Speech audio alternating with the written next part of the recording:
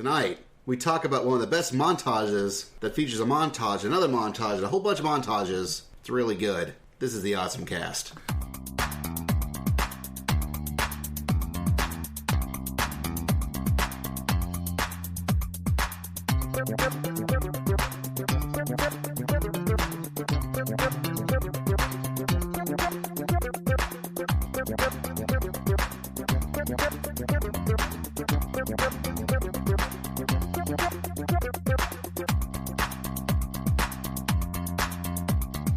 Hey folks, and welcome back to the OSMcast, your podcast for everything awesome. I'm Basil. And I'm Douglas. I'm Kevin. And that's us. Back from, I don't know, 2 weeks ago, I guess. Were we gone? Not really. Back from outer space. I don't know. To save the human race? Sure.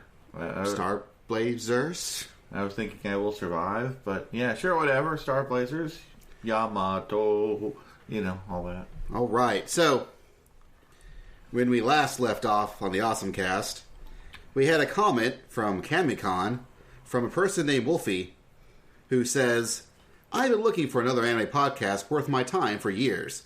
Glad I finally found one. So nice to hear a show hosted by people who actually enjoy anime. Was beginning to think those didn't exist anywhere. No, we totally exist. Well, and we couldn't read this last time. We couldn't? Because we were reviewing The Wind Rises. We were hating anime a little that day. Yeah. Well, it actually sounds like we really hated it when I say it that way. And it was just kind of subpar for Miyazaki. But if you don't know what we're talking about, that's a podcast to go back and listen to. Which you can listen to via our index of awesome, which you can find at awesomcast.com. You can also leave us comments, like the comment we just read, and we might read it on the air in the next episode or two. You can also email us at awesomecast@gmail.com. You can find us on Twitter at awesomecast, Tumblr /awesomecast, Facebook /awesomecast, Stitcher /awesomecast. I don't even know what... Cast / You've had to say it so many times, it's just starting to run together in your mouth. I don't even know what Stitcher is, but we're there. Stitcher is like a streaming podcatcher thing. That if you have the app or on your TV, like you just stream everything. Cool. It sounds to me like it should have something to do with either cross-stitch or knitting or perhaps both. And it's none of those things. I know, which makes me sad inside. But we're listed on it, unlike iTunes, Apple. I don't know what's up with you. And I can't seem to find an email, so I can email to ask what's up with you. But my RSS feed is totally valid. It should be up there, and I don't know why. But if you want to still have it on iTunes, you can still add it manually. We, in fact, have the instructions on the website. It's Steve Jobs in his cyborg eye body. He hates us. Maybe he really likes The Wind Rises. He did. And he's really ticked off that we felt it was more like a fart that lingers. Good one, Basil. So, those are all the things you'd find. And if you have any problems with us, you may send us all your complaints to podcast@chainsawbuffet.com. Like, for example, I might say something confrontational, like, I hate Norway. What? Norway is terrible. You take that back! And I hate all your Olympic medals you won. What? And your death medal. Oh my gosh, Basil, I have no words for you right now. But when you have words, please send them to podcast@chainsawbuffet.com. Why are you hating on Norway? Norway is fantastic. I should have totally been the ambassador to Norway. I even take offense to the last one about the medal. But... Jeg elsker Norge. Again, you can send all your complaints to podcast Jeg elsker Norge @chainsawbuffet.com. But in the meantime... Basil hates Norway. Yes, Basil totally hates Norway. That is... so bad. No, I prefer... No, you can't. You're not allowed to hate Norway. I prefer Norhate. my metal Japanese sung by idol singers. What? No, you don't. Not really. There actually is a band called Baby Metal. Oh, yeah. I think I heard about this. Tell me more. It's a Japanese metal band that's fronted by 3 idol singers. It sounds pretty poppy to me, even if the music is metal, the lyrics sound really poppy. Well, I think that's the point. And it doesn't really do it for me. But it's a thing that exists.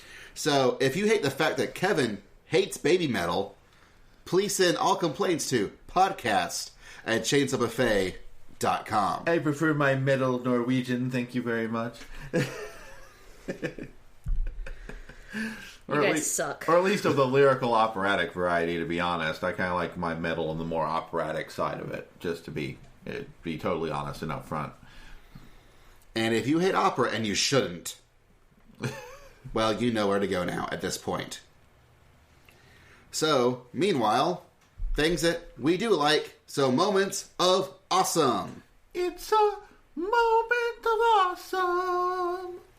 So, some people like pie, and today's Pie Day, but not National Pie Day. That was like January 23rd, but today we're recording it is on March 14th, to release the following Monday. So, happy 3.14, or White Day, if you're in Japan. And we have at least 2 people who download us in Japan. Yay! I don't know who they are, but that's where the signal comes from what Libsyn and other software tells me. And 2 Japanese people. Steak job and blow egg day. Because I can't talk today. No. So, Kevin, what's awesome? I don't know anymore. Really? You know nothing. You knew today was coming. You knew we were talking moments of awesome. I know, right? You knew going in. Kind of wanted to see what was. I don't know. Usually I don't go first. Usually somebody leads with something. Well, I'm like, oh my god. Well, Doug is busy composing an epic. Yes. A ballad of Norwegian proportions to the Chainsaw Boys. So, and I know what I'm going to talk about, but I don't know if I wanted to go first. So you are going to go first, and I trusted you. I know. You held my heart, and then you stepped on it. I am now crying internally. Well. Okay, I sent it. I beat Bravely Default today. Well, which is and good. That is awesome. It's having seen the whole game, it's worth it. The ending is amazing. It's a really fun game. And Basil sucks for hating Norway. That's right. I don't even know what to talk about. I've been kind of drifting aimlessly the last week. Okay, well, now that I've sent my complaint about Basil to podcast@chainsawbuffet.com, I can go ahead if Kevin really does have nothing. I don't know. Give me a minute. Okay, I'm going to go ahead and go. I'm going to talk about some awesome iPhone games I've been playing. No, not an iPhone! Well, actually, I wouldn't call them... Okay, 2 of them are trying to be games. I'm not sure if this counts as moment of awesome or not, since I'm not actually going to say that these things are awesome. I found for free to download this series of games called Shall We Date? ? And it's froofy, girly dating simulators on your iPhone. Only in order to progress the story, you have to spend like an energy point. It takes like 4 hours to accumulate an energy point, and you only can store 4 energy points at a time. So that kind of sucks. I bet you can buy more energy points. Oh, of course you can buy more energy points, but I'm not stupid. I'm not going to spend money on that. That's my complaint a lot of these kind of games. Well, not only is it just that, but it's also really expensive. Like I did look into spending money on it, and even if I was to spend $1 a day on this game, that would not be enough to keep playing the game, basically. So that's actually a big problem. But if you like lots of pretty boys and a barely held together romantic plot, it's not half bad for a free game. All right. Good art. But more importantly, is the iPhone app game that I found, Burn Your Fat With Me. Moe! It's moe! It's so moe! It's made by Creative Freaks. And I don't know if you viewers at home know, but I have been trying to lose weight. I put on a lot of weight, so now I need to lose it. And one of the many things I am trying, I found this while I was just perusing for free games. I think this one I might actually have to pay 99 cents for. I don't know. It was totally worth it. Because it's the Super Moe Fat Burn. And so it's like a dating simulator. It's like a Japanese dating simulator, you know, including like your childhood friend who you meet again in high school, only in the context of a game, you've apparently put on a lot of weight, and she's concerned for your health, so you have to get into her pants by making yours smaller. And so your dates consist of her encouraging you to do sit-ups and stuff, and it's a hybrid between the dating simulator and a personal trainer app. And I have to say, I think it's the most perfect marriage between those two radically different apps that you could possibly have. And the moe side to it is just kind of like a pleasant little coating on that weird oddity. And I love it. It's great. I'm not actually a big fan of the moes, but I love this. It's great. So have you been doing more sit-ups and things like that? I have. I've been doing sit-ups since I have it. It has, in fact, encouraged me to do it, which is one of the goals of having an app like this. Well, there you go. To help keep you motivated. So, Kevin, have you figured it out yet? Or should I tell you what you're going to be talking about? Because I know. South Park, The Stick of Truth. That's a thing, yeah. Oh, yeah, I kind of want that game. Yeah? Oh, Sadly, yeah. the advertising campaign for it has been successful. Well, other than I think it's a little high price for what you're getting. I do think it's a little high price for what you're getting. Because it's like a $60 game right now. Mm-hmm. And it's maybe a 20-hour RPG. Maybe. Well, I mean, there's plenty of games that you'll pay $60 for. Hold up. Did you hear that? That's some awesome, amazing tea being poured right now. With that caveat up front, it's a pretty amazing game. Certainly, by standards of licensed games, it may be one of the greatest licensed games ever made, just because it's actually good. Because I just want to point out things like Uncharted and Gears of War and Halo. You know, these are all like 8 to 10 hour, $60 starting point experiences. Yeah, but they're not RPGs. Stick of Truth is a turn-based RPG, which is featuring a cast of South Park and a character you make yourself. Which I find both hilarious that you're limited to men, well, boys, but you can totally cross-dress all you want. So, you know. And it actually works as part of the plot is none of the girls will play their silly LARPing Dungeons & Dragons game. Well, that makes sense. And you do have to enlist the girl's aid later, which leads to enforced cross-dressing. And whether you want to keep doing it afterwards is all up to you. Now, this was developed by Obsidian. Guys who've recently made things like Fallout New Vegas, Dungeons & Siege 3. They also did the second Knights of the Old Republic game. They are sort of offshoots from Black Isle, which teamed up with BioWare, and that sort of conglomerate made like the original Baldur's Gate games for PC. Yeah. So these guys know RPGs. Yes. And it actually is a fairly, not necessarily hard game, although early battles are hard till you get the hang of the system. But it is a very reasonably well-crafted RPG. Does it have New Game Plus? No, it doesn't. Oh. It does have a post-game where you can wander around and finish up your side quests or finish collecting things. But there, as far as I've seen, there is no New Game Plus. Or if there is, I don't know how to implement it. But I don't think there is. And it does have the writing style and comedic flavor that you expect from South Park. Well, because Trey Parker and Matt Stone worked on the game. And they provide the voices. All the characters are voiced by the right people. And it's if you like South Park, it's got the South Park brand of humor. And it crosses the line, goes a little farther, and crosses again, and then goes a little farther and crosses it one more time, at least.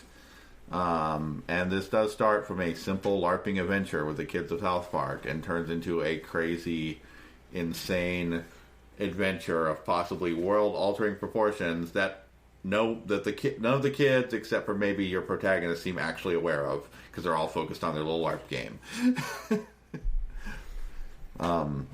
But yes, you got to take turns, just like in medieval times. Of course. Because everybody was fancy in medieval times. Yes. Yeah. And farting is magic. And you have some magical farts in this game. So was there anything else you actually thought of, or? That's actually a pretty good one. Other than, I don't know, that's about it. I played a little bit of the new Shadowrun expansion, but I don't know if... Shadowrun Dragonfall is very good. I beat that the other day. I really like what I've played so far. I don't really know that I can go on about it, because I'm not remotely done with it, and I'm pretty sure end of the day I'm going to say I liked it, but I'm... All right, no, we can save it. There's always next podcast. It's cool, but I do have two things I can talk about. The first is Dragon Kicker 15. That sounds awesome. Dragon Kicker 15. It's an ebook. An ebook? Yes, it's specifically, I found it it's on Kindle. Mm-hmm. It is $2. It is a collection of short stories by one Paul Chapman. Huh. Who is the guy who runs the Greatest Movie Ever podcast. Yeah. Friend of the show. Mm-hmm. Also recently announced a featured panelist for HamaCon. Oh, cool. I wonder who made that happen. I don't know. I wonder if it could be like one of the directors. Could Possibly one of the directors, especially the one... Isn't there one that's in charge of Awesome? But let me tell you, this sure is awesome. Thank God this is the OSMcast. The podcast for everything awesome. But no, Paul Chapman, he has released a couple of short story compilations that he's released on Kindle, all for $2. He's got things like Porn Gnomes and Other Strange Tales. He's got Sasquatch Rides a Harley. And this latest one is called Dragon Kicker 15. And it is 8 short stories. Some are fantasy, some are sci-fi. Some of them are somewhat mundane, but not really. There's usually a little bit of fantasticalness in all of them. Some of them are funny, some of them, well, they're actually all pretty funny. Some of them are more tragic than others. He's a funny guy. He can't help but putting a little funny in. And, it's well written, they're witty. Every little short story has its own little twist. And you kind of read each one just to get to that twist. Like spoilers, there's dragons in a couple of the stories. Boy, I hope so. This actually sounds like something I need to read. Like, it's really good, because the first one's about this, about a circus or carnival. Mm-hmm. I think it's more of a circus. And there is intrigue afoot. Ah. They've got one that's about a kid who's playing the latest RPG craze, Dragon Kicker, and he has to kill all the dragons or else. This sounds like a video game that has come out recently. There's another one called Budget Bug Hunt, about an assistant and his professor who are having to fight bugs, gigantic bugs that are cybernetic bugs that the professor created. Yes. as happens. There's another story called Revolt of the Burger Zombies. I will let you just read that one for yourself, but it's a lot of fun. It's really good, and it's $2. $2. It is. I got way more than $2 worth of entertainment out of this book. That sounds awesome. It is. It is a lot. It was a lot of fun reading. I finally picked up my Kindle after forever. Yeah. Mostly because I've misplaced my tablet. It's somewhere in the bowels of my bedroom that unfortunately is filled with junk right now because I'm lazy and haven't picked it up lately. And so I was like, well, I don't know where my tablet is. I've got a Kindle. I should read some books. Yeah. And I had bought Dragon Kicker when it came out, but I just never read it. Like, well, I've got, I got an hour before my sleep machine, dries out. Let me start reading this, this book. And I'm like, oh man, this is really good. I need to talk about this on the podcast. So good job, Paul. Dragon kicking. Yeah, Dragon Kicking. It's a kicking good time with dragons. Sweet. I do like fantasy stories, but I have to admit I prefer fantasy stories that have a distinct flair of humor to them. Mm. I just can't get into a fantasy series that takes itself too seriously. Because I find it's much easier to go from a comedy into serious than it is to go from serious into comedy. It just flows better that way. So this sounds really awesome. No, I really enjoyed it. And the latest game, and I admittedly, I've also just started it myself today because it came out today, which is Yoshi's New Island for 3DS. Oh, how is that? So far, it's really good. It is the best Yoshi game in years. It might be the best Yoshi game since the Super Nintendo Yoshi game, which sadly isn't hard. There hasn't really been that many Yoshi games. Well, this is the fourth one, because you started off with, originally, there was Super Mario World 2, Yoshi's Island. Yeah. Which was only Super Mario World 2, and I believe in America, in Japanese, it was just called Yoshi's Island. Yeah. Yoshi's Island. And it was the whole idea that, it was a prequel to Mario, where baby Luigi got captured by Bowser, and baby Mario on top of Yoshi had to go save him. And it came out at the end of the Super Famicom's life cycle. It was one of their last games to come out before they went full-blown on the N64. Oh, but it was such a beautiful game. Well, it was, because, again, this was at the very end of the Super Nintendo's life cycle. Mm-hmm. So they could go all out with graphics. They knew every trick in the book. They had their awesome Super FX chip that they could use to do crazy things.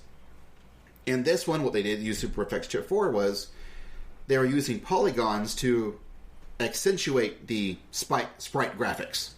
Yeah. And more importantly, this was, because so late, this was Miyamoto and his teams, it was sort of his masterclass on how to make a great 2D platformer. Mm-hmm. And in my opinion, it's the pinnacle of 2D platformers. I don't think there's been anything better since then. Because it really feels like he's taken everything he's ever learned from a Mario game, from a 2D platformer, going platform to platform, item collecting, all that, and made just the best version of it possible. And it's hard-ish, not that hard, but hard-ish to get from point A to point B. But where all the interesting is when trying to find all the things that you can collect, because you want to get the extra levels.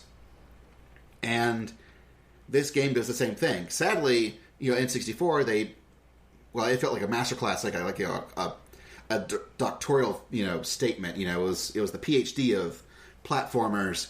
I believe it was Yoshi's Story on N64. Went back to grade school. Yeah. It was ultra cutesy, and it was very colorful because the original Yoshi's Island had a very colorful and cartoony art style. But they took it they took that sort of art aesthetic, but then completely defanged the game, where it was super easy to simple, and it wasn't nearly as interesting. And then later on, they did make a Yoshi's Island for the DS, which was made by, I believe, Artoon, and it was okay. They started having the ideas. They tried to do some different ideas, and they just didn't quite grasp how the game really should have went. And this new one is made by a developer called Arzest, which is by a lot of the same people who used to be part of Artoon. And it just, in this case, I know that Takashi Tezuka, who was one of the directors on the original one, joined up as producer for this game. And this game feels like they learned all their lessons from the last one. Even though it's different? Well, I mean, the producers was the original producers. Oh, okay, I see. And Arzest is a lot of the same guys who made the last one, the Yoshi's Island for DS. Okay, I see what you're saying.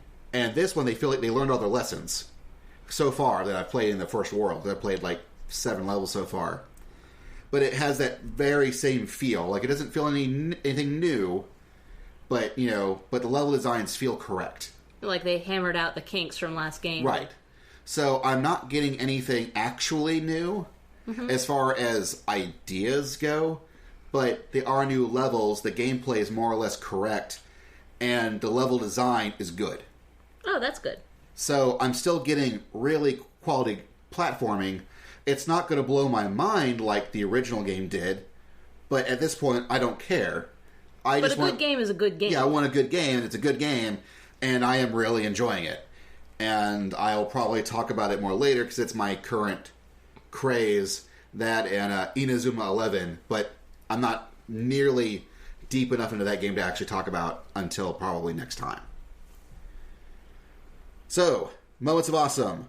We have had awesomes, and they were good. And now we shall take a break, and we'll come back with our feature awesome presentation of the OSMcast. Mamoru Hosoda's and Studio Madhouse's movie, Wolf Children.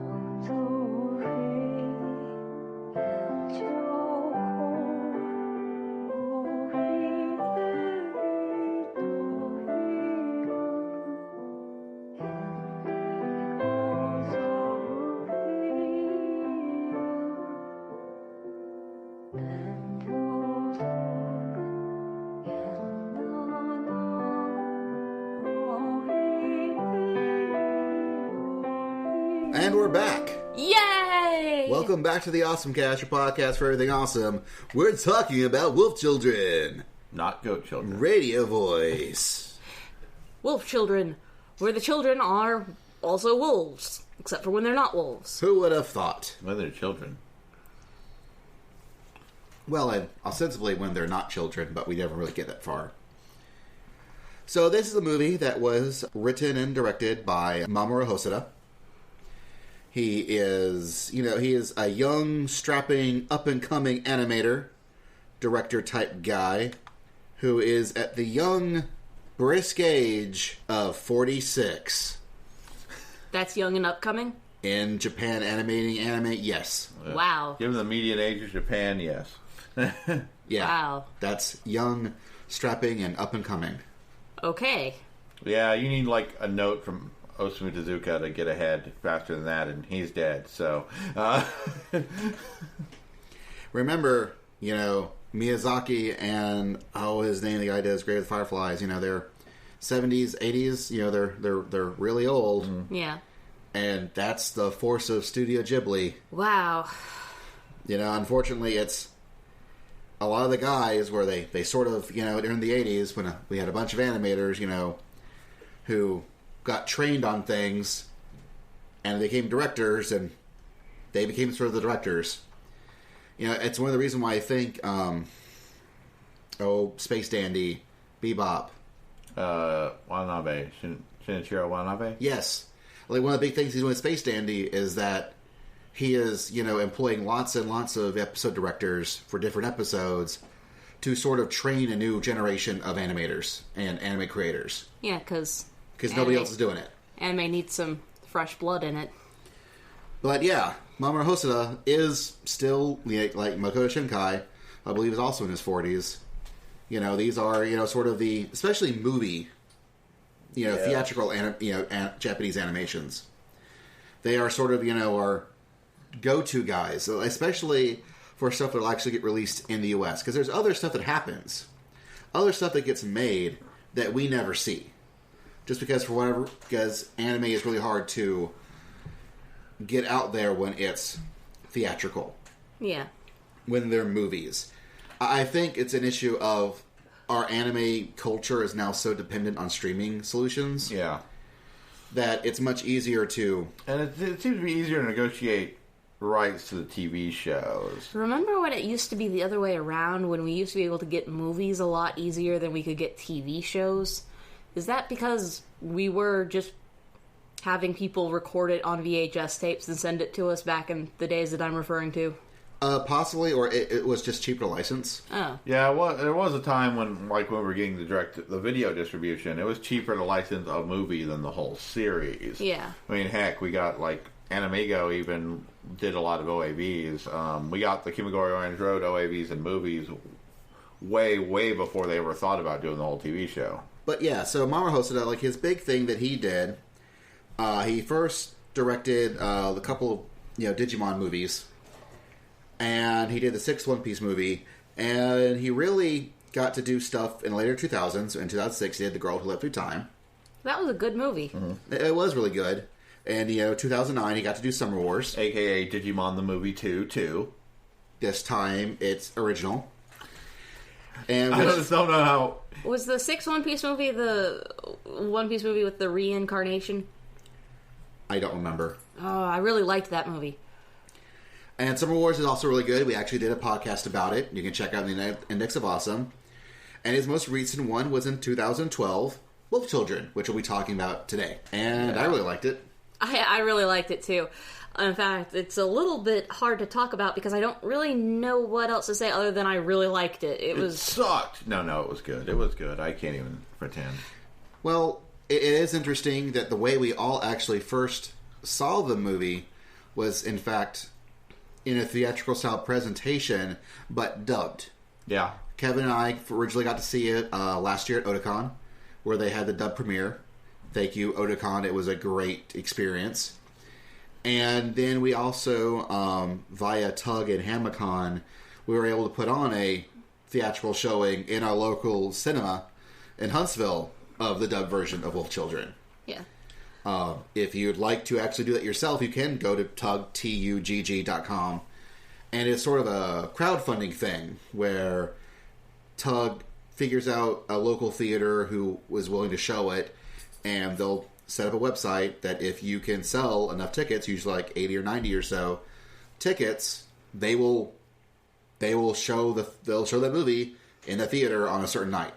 This is a weird nitpick now that I've seen it both dubbed and subbed, but I think I like the dub translation better than I like the subtitle translation. The dub translation was a little bit more liberal, but the subtitle translation was a little bit more literal. And I think in several cases it just worked out better for. I'm a fan of translations that go for the meaning rather than the exact definition. So, I guess that's why I prefer the dub translation. There's only a few spots. There's really only a few spots where you can even see it, and one of those spots is in the little rhyme. Yeah. That the girl tells herself. In the Japanese, it's basically just like a Japanese series of play on words that. Do you remember what it was? I don't even remember. Pinky promise kept is the translation of it. Like it doesn't really work as well reading the subtitles. Well, it still in Japanese. It still sounds really cute. It has this nice little bounce to it. But and I guess for the purposes of keeping her secret, it would. For the purposes of keeping her secret, it probably keeps her secret better than the little rhyme that she says in the dub, which is, I'm gonna say a little girl all home, which doesn't even really rhyme, but it has the right kind of cadence to it. It has the right kind of cadence to it, and she chants it so energetically, and I just think it's a slightly better translation, even though the dub is more literal. It's what they're literally saying better. It depended. Like, sometimes when things get a little info dumpy, I kind of like the translation of the subtitle stuff better than the dub adaptation. Like, when it's more character interaction, I actually do like the dub version of it better in some ways. For example, there's a wonderful grumpy old man who's wonderful in both versions, but he was super gruff in the Japanese version. Well, are you talking about the translation still, or are you talking about the voice acting now? A little of both. Okay. But there was the way the gruff came off, I liked better overall. And a lot of it was the words they used in the translation. Okay. Like, where I got the much more, shut up and do it out of the dub version, whereas the subtitle was, I said this. And when someone questions it, he more or less goes, I told you already. Yeah. Whereas the dub was much more, shut up and do it. So. That grizzled man, he was grizzled. Yeah, when we were watching it again in order to do this podcast, we were watching in Japanese for the first time. Everybody in the room kind of had this great moment when he first talked in Japanese, because he was even more gruff than he was in English. And he was so gruff in English. That said, before we really start digging into it, you can't go wrong with the dub or sub, honestly, with this movie. No. They're both are really very good. Both are very good. And what this movie is, it's a story about one of the most awesome moms in anime. Yeah, I can agree with that. She's a really awesome mom. Who starts off as, this young college-age girl named Hana. She meets a guy, they fall in love, they have a couple of kids. Did we mention the guy's part wolf? Did we mention the kids are part wolf? He's a Japanese-style werewolf, which is different from a Western-style werewolf, in that the Japanese-style werewolf is a human who is also a wolf and can be one of the two, whichever they see fit. Yeah, Has nothing to do with full moons. They don't eat people, and that is literally explained in the anime. In the first, as soon as he reveals he's a wolf, they explain that part. And they have 2 kids, Yuki and Ame, or Snow and Rain, as translations go. And something happens, and the mom has to raise the 2 kids by herself. And the movie is really the trials and tribulations of a mom who has to raise 2 kids by herself. And by the way, the kids can also be wolves. Yeah. Yeah, it's the struggle of a single mother. Plus, your kids are werewolves. Yeah. But adorable little werewolves, but oh, they are. They're so cute all the way through. Pretty much especially when they're very little, all the children antics are just adorable. And this movie is like almost the king of montages. Well, there is a disturbing part in the very beginning, when her boyfriend reveals that he is a wolf, and she is in love with him, so she's shocked but basically cool with it. And they kiss. And that's awkward, because he's still mostly like wolf head. And I think a part of our problem is for us, the world of furries very much exists. Yeah. I question that Japan knows what furries are. Yeah, I'm not sure that Japan has furries. I could totally be wrong on this, but... And usually their animal people are way more human looking. Yeah, They're usually have animal ears or something. Which is kind of funny because a lot of the early Tezuka stuff dealt with a lot of anthropomorphic animals. He was actually a couple of his cartoon shows that he did, stuff like Kimba the White Lion and stuff. From what I understand, was big in Canada and helped actually sort of start the foundation of Canadian furries. Yeah. Anime actually is a big influencer on the early furry communities. And in fact, on itself, the anime fandom foundation is actually built on the back of furries. Mm-hmm. Because the original cartoon associations and a lot of colleges were actually furry clubs that was also just about cartoons. And that's where a lot of the early anime clubs grew out of. But yeah, I don't know if in Japan what the concept of furries as we know it is around. Because they've definitely got cat girls, but cat girls are not furry. Mm-hmm. And I guess you're more likely to see male anthropomorphic animal characters, but girl anthropomorphic animals are usually basically normal girls with animal ears. Well, I've seen a lot of stories where he's like a dog demon or a fox spirit, but they're still not furries like we would perceive them. They usually tend to shift from being a very, very human form with ears and a tail, or all the way wolf or fox. Well, this guy definitely has a midway human wolf form that's very, for lack of a better term, very furry. Even Sex Pistols, which is the most furry thing I have ever... this is the most furry yaoi smut I have ever read. The dudes were still not, they were either, actually, a tiger, or they were just, a sexy dude. There was no in-between. But let's just say our heroic mom does get her yiff on a bit And that's where we get our 2 little wolf children from. Yeah. And you deal with, early issues like what happens when her kids get sick. Yeah, does Where she do take you them go? does she take them to the vet? Or does she take them to the pediatrician? Since Irony Realtor had them set up on opposite sides of the street. Yeah. But, and they're dealing with growing pains and their urges, and those urges can be human and wolf in nature. How does the mom tackle them? And, how do you live in the big city when you have a couple werewolves? As growing kids... Answer is, you move to the country. Especially after Child Protective Services starts asking one too many questions. And... because they apparently only have authority in Tokyo. And at that point, the story more shifts into the kids growing up and having to figure out what is the balance they want of their wolf side versus their human side. And how do they all deal with it? Both them and their mom.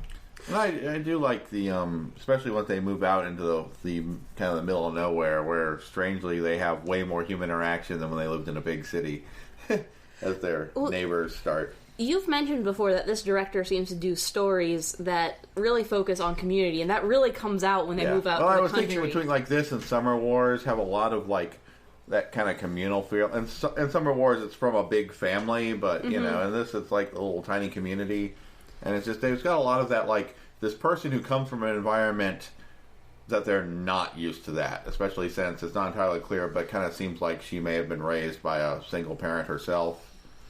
Well, yeah, because this movie is really good about the little details that you may not notice on first blush. Yeah. Like, there is an early scene where you'll see a picture that she'll always look at a little thing of that it will have a picture. And one of the early pictures that you see is a shot of her and her dad. Mm-hmm. Her as a little girl, and her dad is, as an adult. And she's telling a story about how she got her name. And her dad is like, just put a smile on your face. I want you to be able to smile like the flowers smiled when they bloomed when you were born. That's why her name is Hana. And how her relatives got mad at her because she smiled throughout her father's funeral. And they don't mention ever that her mom yelled at her, or she doesn't mention her mom ever at all. Mm-hmm.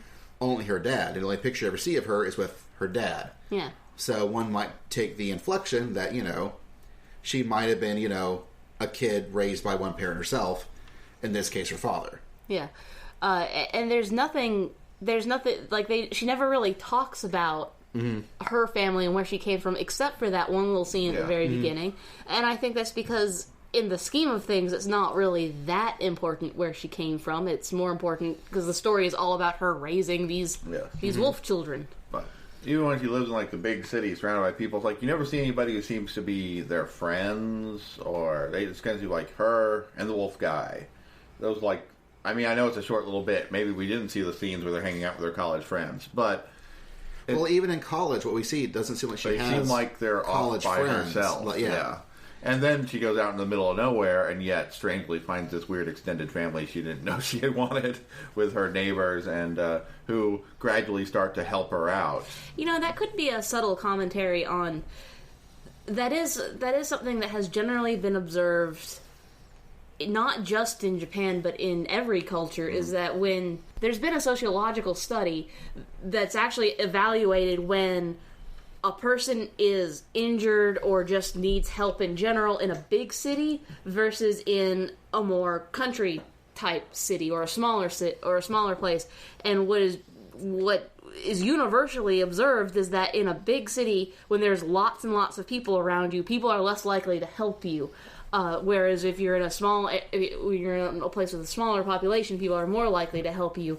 And the theory for why that is they estimate that in a big city there's more distribution of accountability. It's okay if you don't help this person because somebody else will probably help them because there's so many people around. Whereas in a smaller community, that if you don't help that person, probably nobody is, so you are more likely to help them. And that's not just in Japan. That's something that's been observed worldwide. And I think that what we're kind of talking about, where she's in the city and she's alone, and then she goes into the country and she makes a lot of friends. Even if her nearest neighbors are miles away. Yeah, I think that's just kind of art reflecting life observation in that. Yeah, like this, and Summer Wars has something similar with the main character who was like an only child, gets involved in this big family, like his female friend drags him along, and suddenly he's got this whole weird new environment that he's not used to. But that environment also is more of the boondocks, more out in the countryside. It's more of a rural town. Yeah, not so urban. Yeah, and that's sort of the same way with this one. Although you do get some really great shots of ostensibly Tokyo in the snow.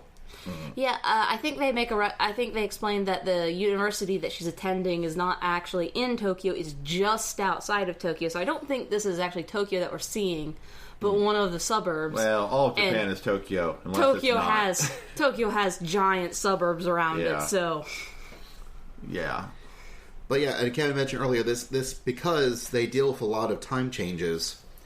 They do a really good job of lots and lots of montages to show things moving, to also show scenes, and the music in this is really, really well done. Really well done. It's got all the music is very good. Very much captures the mood you need for the scenes. Which I guess is about the best thing you can say about a soundtrack. Because, especially in the earlier scenes where you see the kid, it's much more actually it feels like there's more kid-like singing going on in the montages. When they get older, it becomes more sweeping or orchestral. Yes. There's a lot of really good scenes. I know Kevin sort of went it's like sort of the Miyazaki flying scene. Except, it's wolves in snow. Yeah. Or wolves in trees, or wolves in dirt. Like, they do that same camera angle, that same sort of scene, 3 or 4 times in the movie. It's sad that I think this movie fills the Miyazaki fantastical niche much better than the most recent Miyazaki film actually did. Well, I think that's what... I mean, I know we were planning to do this before we went and saw The Wind Rises, but it seemed so much more important that we do this after we saw The Wind Rises. Yes. It seems so much more like, okay, we gotta do Wolf Children next for real, guys, Which to me, I don't know. I feel it's different. It is sort of a Ghibli movie or Miyazaki movie in that it is a movie that doesn't have a real villain. Yeah. It's, the real villain is life, but life is also not a villain. Yeah, and that it does very well. But for me, it still feels like it's its own creature. I don't really feel that it's the same thing as a Ghibli movie. It's not. It has its own. It has its own character. Its own flair. It's just when I'm more talking about that magical niche that Ghibli movies fill, not the actual quality that they have. This might be almost a little too magical to call it magical realism, but other than that, there are kids who can turn into wolves. It's otherwise a completely real world. Yeah, aside from that one little detail, it's actually a pretty mundane slice of life movie. Yeah. Well, it is, and that's actually why I don't really feel it's...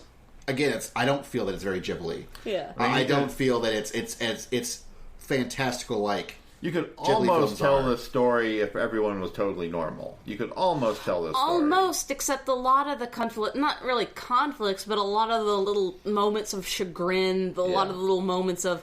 And the kids have really stressed her out in this way, and how she's going to overcome this is literally because they are also wolves. Actually, I'm pretty sure this movie has been done several times, except everyone's perfectly normal. But I like this one because the kids are werewolves.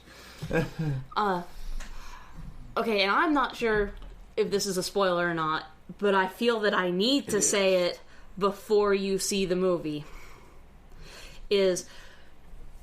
Me and Kevin, I don't know if this happened to Basil, but me and Kevin at least were told that this movie is really, really sad.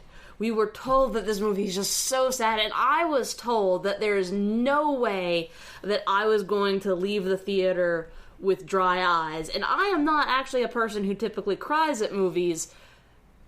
I can only assume that the person who told me that I was going to be in tears after seeing this movie just didn't know that I'm a person that doesn't cry very easily at movies. But all the same, the first time I went in to see this movie, I was expecting it to be really, really sad, and I kept waiting for the terrible tragedy to happen. And there are some tragedies that happen in it, don't get me wrong, but at the same time, the movie isn't that sad. Overall, the movie isn't that sad. It has its moments. If you go in thinking, oh, this is a really sad movie, you're going to be waiting for the really horrible thing that never happens. Yeah. And so, I'm mostly just warning because I think that I didn't enjoy the movie as much as I should have the first time because I was waiting for that to happen, and it never did. Whereas this time, when I knew it didn't happen, I could just enjoy it. When I first watched the movie, I came away more of a sense of melancholy. Yeah. The second and third times I came back from the movie, I actually had a much more warm feeling inside. Yeah, I left the theater. I actually left the theater after I saw the movie wondering how anybody thought this was sad. I actually thought it was kind of a happy movie in the end, but I can see... There's a bittersweet element to the ending, although that's probably more for spoilers. Yeah, that's probably more for spoiler section, but I did want to put it out there that the movie does have its sad moments. Do expect your heartstrings to be pulled, but... I will say it's a very emotional movie. Yeah, expect your heartstrings to be pulled, but it's not so sad that you should worry about seeing it because it's a sad movie. If somebody's told you this is like, oh, a horrible, sad movie, and you know it's going to be really not. You're going to be imagining it worse than it is. So yeah, I do feel this movie's a lot of. It's got sad moments. It's got happy moments. And it's got the moments in between. Mm.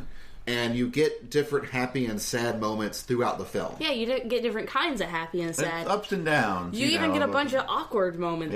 Yeah. It's the ups and downs of a family, and that's there's good times, there's bad times, there's fights, there's laughs. It's there's happy werewolf kids in snow. There's moments where you worry on behalf of the family. Yes.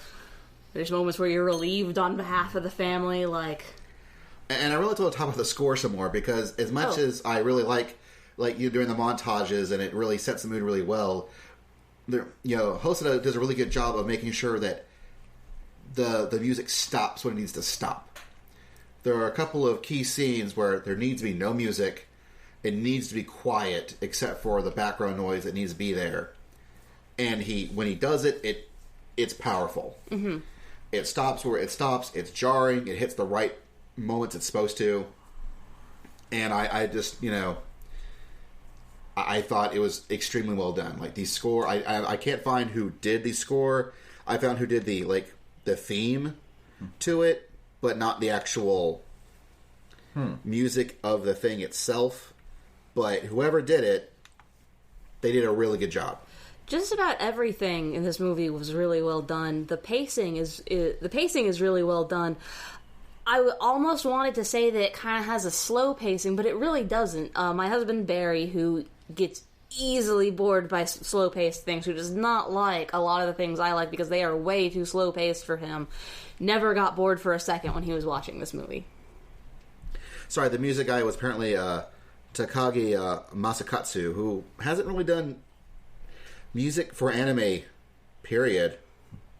I think he's done some other movies, but nothing I think this is his own really real anime. Well, he did a good job. But yeah, people should make use of him more because you should hire him for your movies. All you Japanese animators who I know listen to our podcast, at least 2 of you in Japan who download this. Yeah, I like to pretend that's Miyazaki and Gona Guy.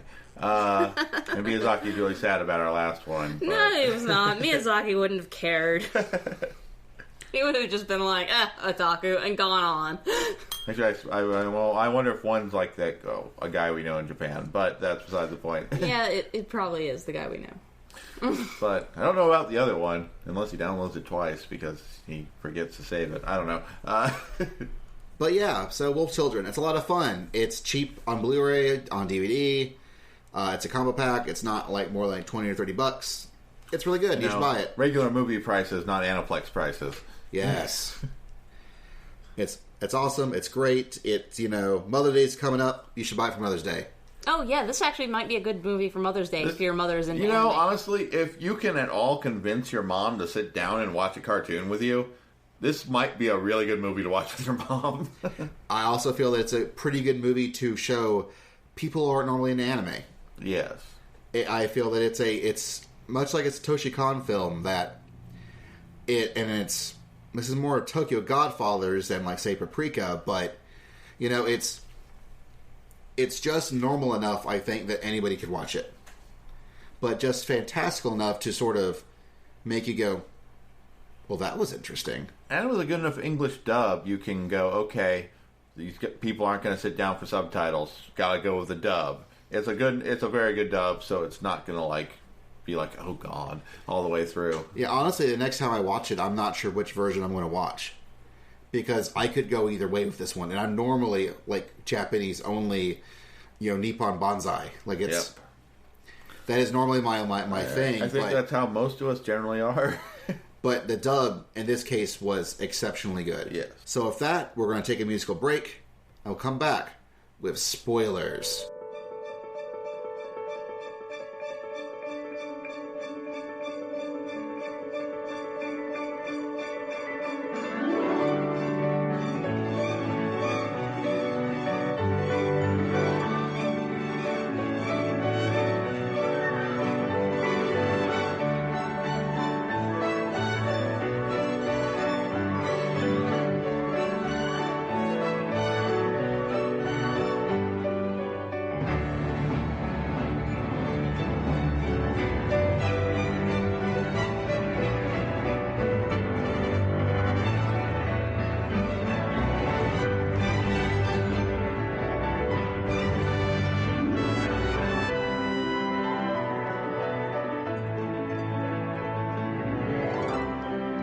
And once again, we're back with spoilers for Wolf Children.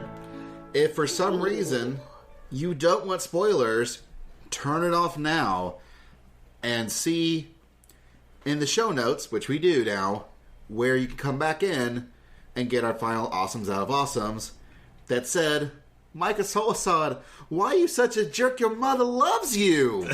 Oh my god. Oh. Okay, so spoiler number 1. The dad dies. He dies. Like, the movie pulls an up on you where it, in a very short time, condenses the love story and the romance between the mother and the father, and does it in a way that makes you... Only ever called Wolfman in the credits. Yeah. They do it in a way that gets you fully emotionally invested in the characters and fully wrapped up in this, so that when he dies, you do feel that little emotional punch. And that is also the first time that he cuts the audio. Of the music. Yeah. Like, the music's going, it's stopped, and then next thing you know, when they finally pull away, they show him dead as a wolf, silence. Yep. And it makes a really powerful statement. Really powerful moment. And they even keep it silent as, you know, you can clearly see that she's crying and screaming with her 2 babies, like, one in the front, one strapped to her back, as she runs over to try to, like, I guess, reclaim her her husband's dead wolf body, but the guys who are fishing up the body out of the river just clearly don't seem to understand what's going on, and all you hear is like the sound of like the water and the rain and the sound of the foley of them putting the wolf in the truck and the truck closing down and driving away, and but all the important stuff is silent. It's there's really that good. Nice guy who puts the umbrella. Yeah. You never see anything but his back, but he puts an umbrella over. One guy puts an umbrella over her, and that's, you know, the only kindness in the city world. Spoiler number 2. There's land gods in this movie. Yeah, there's and I take credit for that because I had to tell you guys. It's true. I had to tell you guys. You guys were sitting there going, but why did he have to leave right then? And the explanation is, the land god just died. He has to go be the new land god, obviously. So for those at home who may not know, what is a land god? A land god is a classification of god within the Shinto faith. A land god is generally in charge... Land god kind of fits in along with a sea god and a sky god, where there is a certain plot of land that the land god is in charge of sort of ruling over, protecting, keeping the peace and balance in it. Usually a small shrine. If you go to a small shrine, a small shrine is usually made to the local land god. A larger shrine is probably one of the bigger deities within Shinto, but your average shrine is probably just to the local land god, and that is probably who the local people spend most of their time actually praying to and answering all of their prayers. And an interesting thing about Shinto is that the gods are not the gods are not immortal and forever. They are very, very long-lived. I can't even give you the average lifespan of a Shinto god because it's something that changes. It actually is something that happened within Japan's fairly recent history, where one of the Shinto land gods actually did change over, and it was after the there's some act that the Japanese passed protecting their cultural heritage, so that temple sites didn't have to pay as much in taxes, so that they could continue to exist, but they had to be already established in order to be that way. But this one Shinto shrine had to change their name because the deity had changed, and that was a big hoopla. But more to the point, Shinto gods do pass away, die, and they have to pass on their godship to a new deity who becomes the new land god. And a lot of times, if the shrine isn't that well known, the local land god passing over will be basically uneventful. It'll come in the form of like a giant rainstorm, like it did in the movie, or maybe an earthquake or a mudslide. Some like large natural disaster will be the transition from one god to another god. In this film, it's a fox who lives off on the mountain. Yeah. Who is, admittedly, his little tree where he lives does look very shrine-like, even though it doesn't have like the actual shrine. The wolf. I mean, there is a montage of the wolf showing Ame around, and he knows all the baller forest spots. Yeah. Like, it's literally beautiful scene after beautiful scene. Yeah. Like, he's like, hey, check out this amazing waterfall. Hey, check out this amazing vista. Have you checked out my tree? My tree's amazing. Like, it's... Admittedly, without a knowledge of anything, any kind of Shinto culture knowledge, it seems like he just meets this fox in the woods who shows him stuff. But it does seem to have that kind of deeper feeling. Like, foxes are kind of inherently magical in Japan.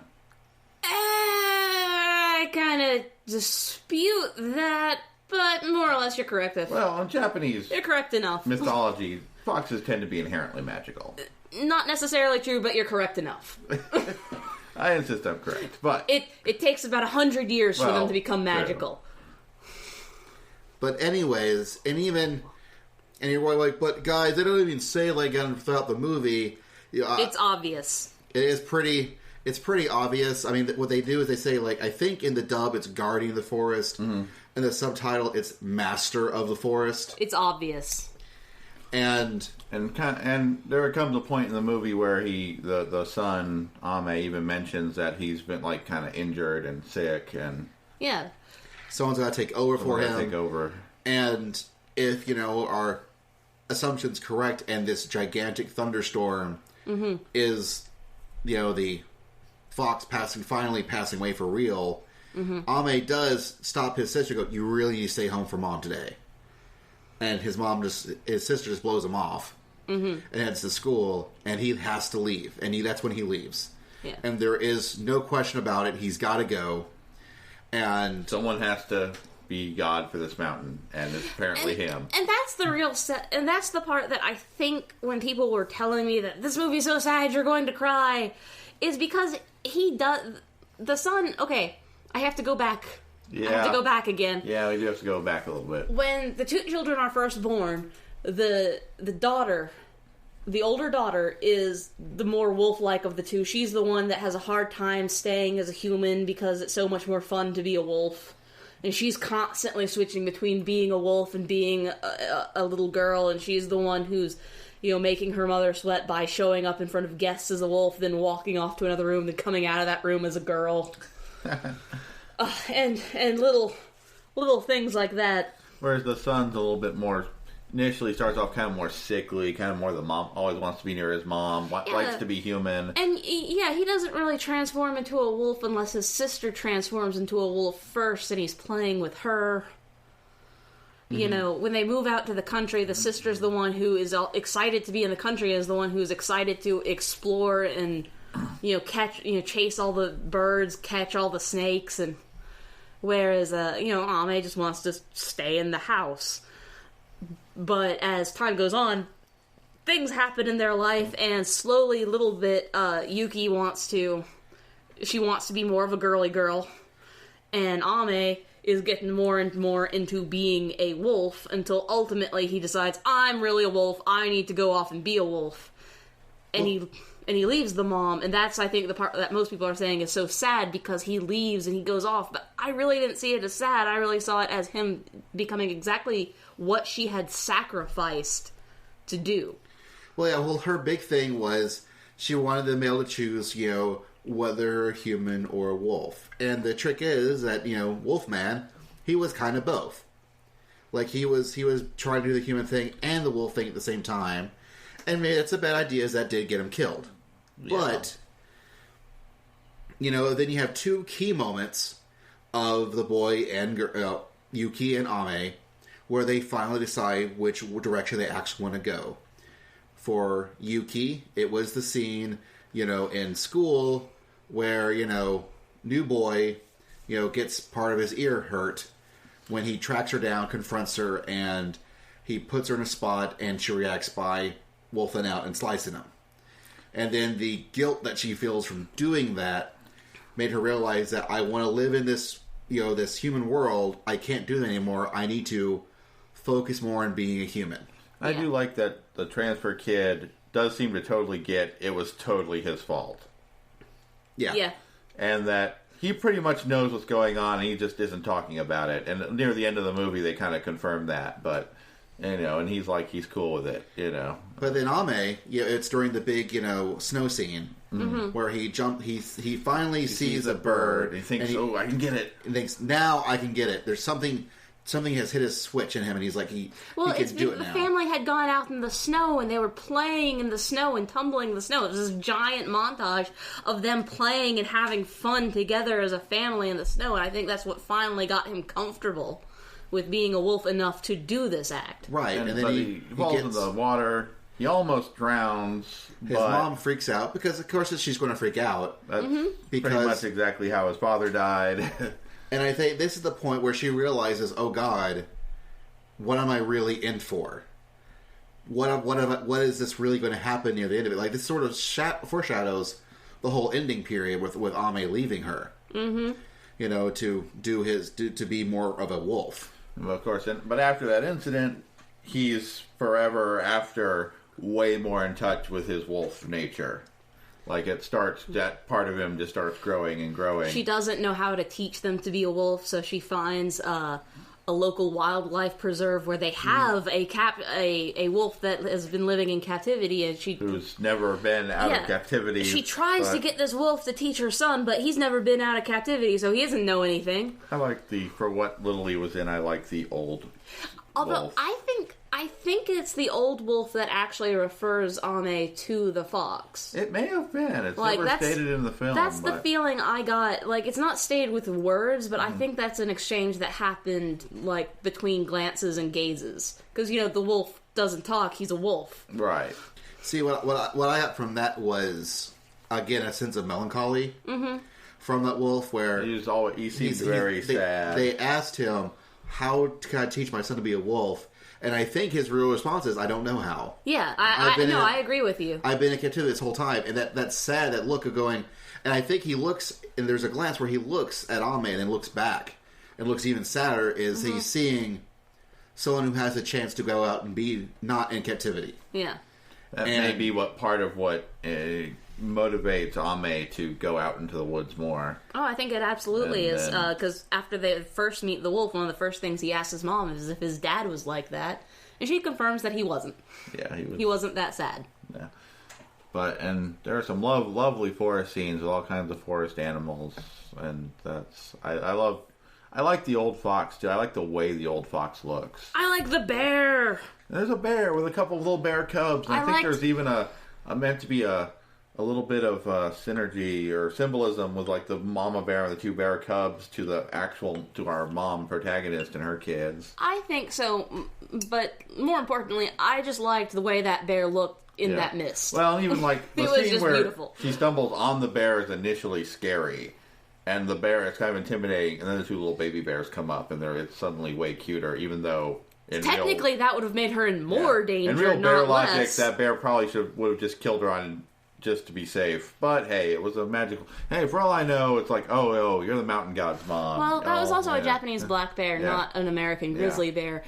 Heck, even an American black bear, if you stumbled upon it with its cubs and you clearly started backing away and retreating, the bear would have left you alone. Well, for all I know, maybe it's even like, oh yeah, you're the new mountain god's mom. We aren't going to kill you. I think it was more just to recognize that she was backing off and that she wasn't actually she wasn't very threatening, but the bear is pretty. Look, they had a mom moment, all right? Like, you know. It was a mom moment. I think it was a mom moment there. And speaking of, well, not mom moments, but great old grumpy old men moments. Yes. Oh, yes. This movie's got a really good one. You know, the one thing where the wind rises, Troy did excel, had an exceptionally great grumpy old man. But you know what? Wolf Children's no slouch either. If you really appreciate a good grumpy old man, this movie has one heck of a treat for you. Who is very, very... the man is made of grizzle. Because he's not just grumpy, he's also old. Yes. And The yet... fact that he's a man, it's kind of indifferent. But the grumpy and the old's important, and the man just really makes that the grumpy and the old pop. Well, he's who, like, indoctrinates her into the community. And he initially seems the most standoffish, but...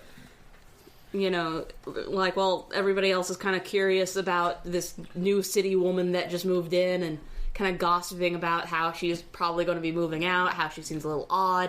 He's not saying anything, he's just being gruff. But at the same time, the first time I saw the movie, I thought that he was making these looks of, you know, I disapprove of her, but that was not the looks he was making at all.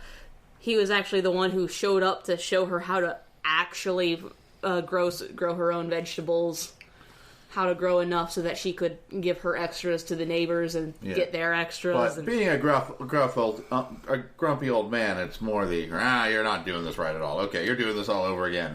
Make bigger ridges. Yep. Now do this field over here, but I don't really need it. Do that field over here. I said, do that field over here. It's like, okay. But, and, you know, And man, Hana is the most awesome mom ever in anime. She is. She goes through some shit. I mean... Well, she really does sacrifice a lot for her kids. You know, she drops out of college, is one thing that the movie doesn't... The movie mentions it, but they don't, like, harp on it too much. But she really did drop out of college to raise those two kids. You know, she moved out. Probably one of the environments she really knew was, you know, the city. And she might know some country, because I think... I'll need to go back and watch it now that I'm thinking about it. But I think the picture of her dad, I think there's sort of a field of flowers behind them. Mm-hmm. That might be actually the same field of flowers that whenever she goes into her dream state where she sees Wolfman. Yeah. That might be the same field of flowers. Huh. I might be wrong on that. I'll have to go back and watch it. But that just literally popped in my brain as I'm talking. Anyways, you know, she moves out to the countryside. You know, she more or less rebuilds this house. You know, she does all the improvements to it, and she cleans it, and, you know, fixes the roof. And the house had a lot of good stuff in it once she cleaned it and fixed it. Right, but it required a lot of fixing. It did.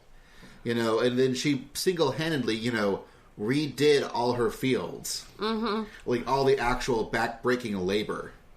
You know, and this is just a girl who's from the city doing all this ultra-hard labor. Even before she moved out to the country, you could see the moment where she had walked into the clinic because she was pregnant, and she looked in at all the other like women and couples and pregnant families, and it suddenly dawns on her she doesn't have any idea what's in her belly. Mm-hmm. Like, if it's going to look like a human, if it's going to look like a dog.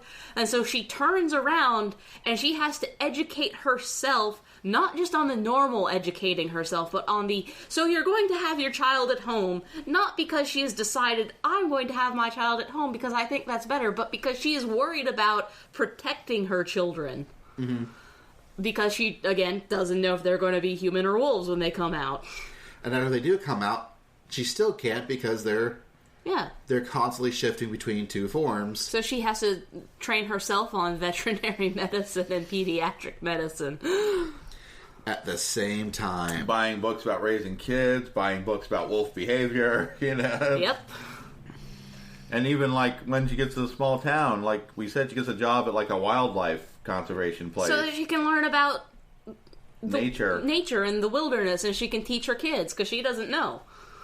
So she's very smart and very willing to learn. Yeah, I could totally see her actually becoming one of the people that runs that conservation place. She probably could. They did mention that the job didn't really pay very much. It did pay enough to cover training costs for becoming a conservationist. So I think that is actually probably part of her career path. And I think that is because they do mention that the rent for that house is so cheap because they're trying to get anyone to rent it. Yeah. That it's practically free. Yeah. So she actually doesn't need, and since she grows so much of her own food at that point, she doesn't need a ton of money. Yeah. And that was something that the subtitle, I think, did a clearer job of explaining than the dub does. Where the subtitle does go from and up where they're like, the government is doing this program that is encouraging people to move out to the countryside. Yeah. And that's why they can rent this out for so cheap, where they used to mention like, it's out in the boonies, so it's cheap. Yeah. In the dub. In the dub, I actually thought that she bought the house. In the dub, I think... I'm sorry. Yeah, that I'm making this difficult for you. But... I remember when I was watching the dub, I was actually thinking that she had purchased the house and that she owned it, and I didn't have any idea how she did that off of the minuscule savings that they showed that she was able to collect from her husband. Right. Which I actually, having watched the movie once in each language, I still don't know if they were actually married or not, or if they had just hooked up. I think, as far as they were concerned, they were married, but I don't think they ever showed a marriage ceremony. They never, They never actually showed if they were or not, but maybe they had a civil ceremony of some kind, but they never showed it. So you can give it a... He definitely was basically her husband, like, holding her while she was... No, I mean, they were together.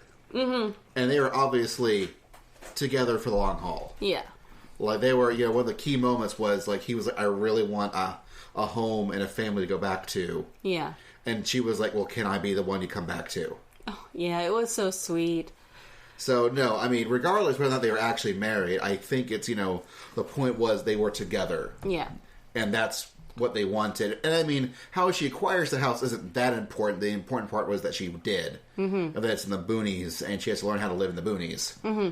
But I do think they did a better job of explaining the particulars in the subtitle version as opposed to the dub version. Yeah, I can see that. I still feel that it just had... The translation had more flavor in the dub version.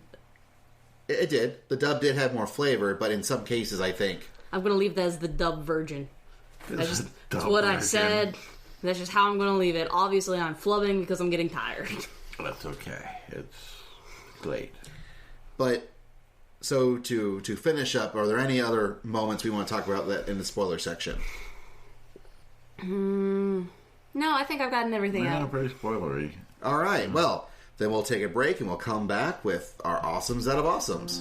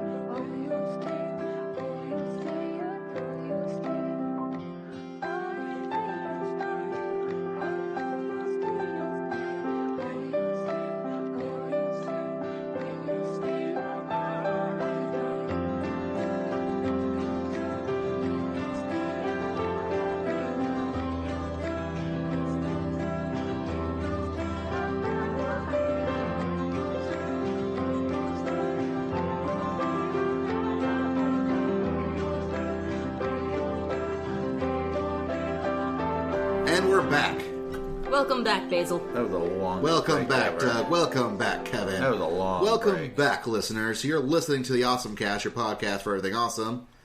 Talking about wolf children and doing our awesomes out of awesome. So, what'd y'all think? How many awesomes out of awesome? I'm tempted to give it 2 wolf children out of awesome, but to be truthful, it's so awesome that I really want to give it more than just 2. Well, then how many wolf children would you give it?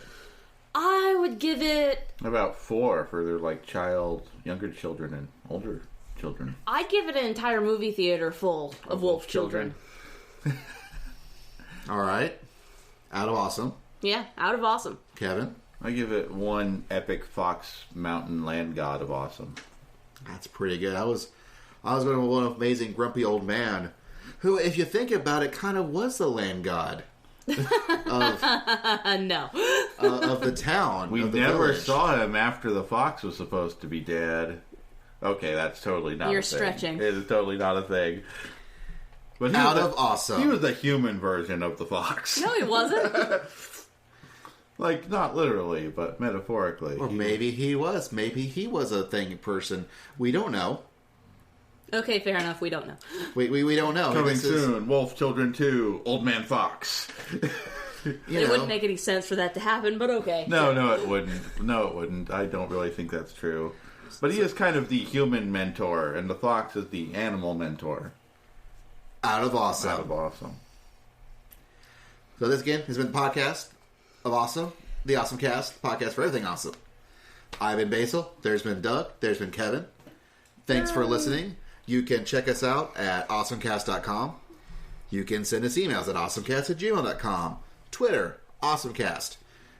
Facebook, awesomecast. Tumblr, awesomecast. Stitcher, awesomecast. Awesomecast, awesomecast, awesomecast. If you have any complaints, Podcast at chainsofbuffet.com. Remember, Basil said hateful things about Norway earlier. particularly about Basil's upsetting comments about Norway. So, until next time, we're out. 大きな瞳私を映す涙の粒が頬にはじけるまんままんまおいでご飯できたよタタタタタおいで散歩行こうよ泣き晴らした目で膝を抱える訳を聞かせてすべて Yay! No, not goats. Wolves. Wolf children, not goat children, Kevin. I keep telling you, there are no goats in this film. God damn it, guys. The sequel needs to be Goat Children. God damn it.